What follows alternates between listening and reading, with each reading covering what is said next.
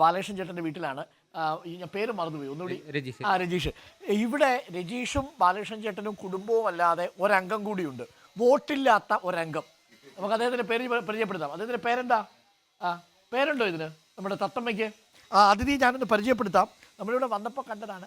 Hello തത്തമ്മേ പൂച്ച പൂച്ച. പേടിച്ചു. പറയോ തത്തമ്മ പൂച്ച പൂച്ച അല്ലേ? നമ്മളിവിടെ ഇരുന്നപ്പോൾ കുറേ തവണ പറഞ്ഞു തത്തമ്മേ പൂച്ച പൂച്ച ഹായ്. അയ്യോ കുഞ്ഞ് പേടിച്ചിരിക്കുക തത്തമ്മ. ഇവിടെ ഞങ്ങളിങ്ങോട്ട് വന്നപ്പോൾ മുതൽ തത്തമ്മ പറയുന്നുണ്ട് തത്തമ്മേ പൂച്ച പൂച്ച എന്നിങ്ങനെ പറഞ്ഞുകൊണ്ടേ ഇരിക്കുന്നുണ്ടായിരുന്നു. അപ്പോൾ അയ്യോ നമസ്കാരം ചേട്ടൻ ഒരു പായസമായിട്ട് വന്നു. അല്ല ഞാൻ വാങ്ങിച്ചോളാം, ഒരു വാർത്തയും കൂടെ കൊടുക്കുകയും ഇവിടെ വെച്ചാൽ മതി. അപ്പോൾ പായസമായിട്ട് വന്നതാണ്. അപ്പോൾ തത്തമ്മേ പൂച്ച പൂച്ച എന്ന് പറയും അല്ലേ? തത്തമ്മേ പൂച്ച പൂച്ച.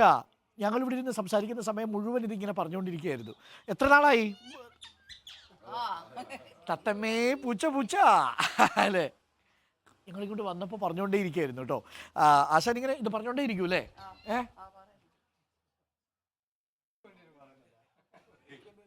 മൈക്ക് കാണുമ്പോൾ പേടിയാവുന്നു. മൈക്ക് മാറ്റുന്ന സമയത്ത് പറയണു തത്തമ്മേ പൂച്ച പൂച്ച എന്ന് പറയുന്നു. കുറച്ച് നാളായിട്ടുണ്ട് അല്ലേ ഇവിടെ? 2 ആഴ്ചയായിട്ട് കൊണ്ടുവന്നിട്ടുണ്ട്. ഓക്കെ. ഭക്ഷണമൊക്കെ കൊടുക്കും, വെള്ളമൊക്കെ കൊടുക്കും അല്ലേ? മക്കൾക്ക് ഇഷ്ടമാണ്. ഓക്കെ.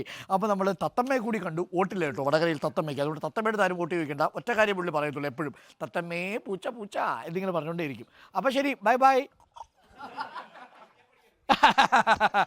തത്തമ്മേ പൂച്ച പൂച്ച പുള്ളിക്കത് ഇഷ്ടപ്പെട്ടില്ല, പുള്ളി അപമാനിച്ചു എന്നാണ് പുള്ളി പറഞ്ഞത്.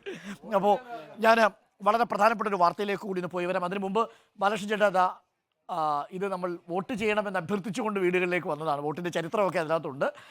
26-ാം തീയതി എന്തായാലും വോട്ട് ചെയ്യാൻ പോകുമല്ലോ അല്ലേ? Okay, thank you. അപ്പോൾ പായസവുമായിട്ട് നമുക്കൊപ്പം ചേട്ടനുണ്ട്. ചേട്ടൻ്റെ പേര് ഞാൻ ചോദിക്കാൻ മറന്നു. രാജേട്ടൻ അവിടെ നമുക്ക് വേണ്ടി പായസമൊക്കെ എടുത്തുകൊണ്ട് വന്നു. അപ്പോൾ എന്തായാലും പായസവും മുളകും ഉപ്പും മാങ്ങയും നല്ല കോമ്പിനേഷനാണ്.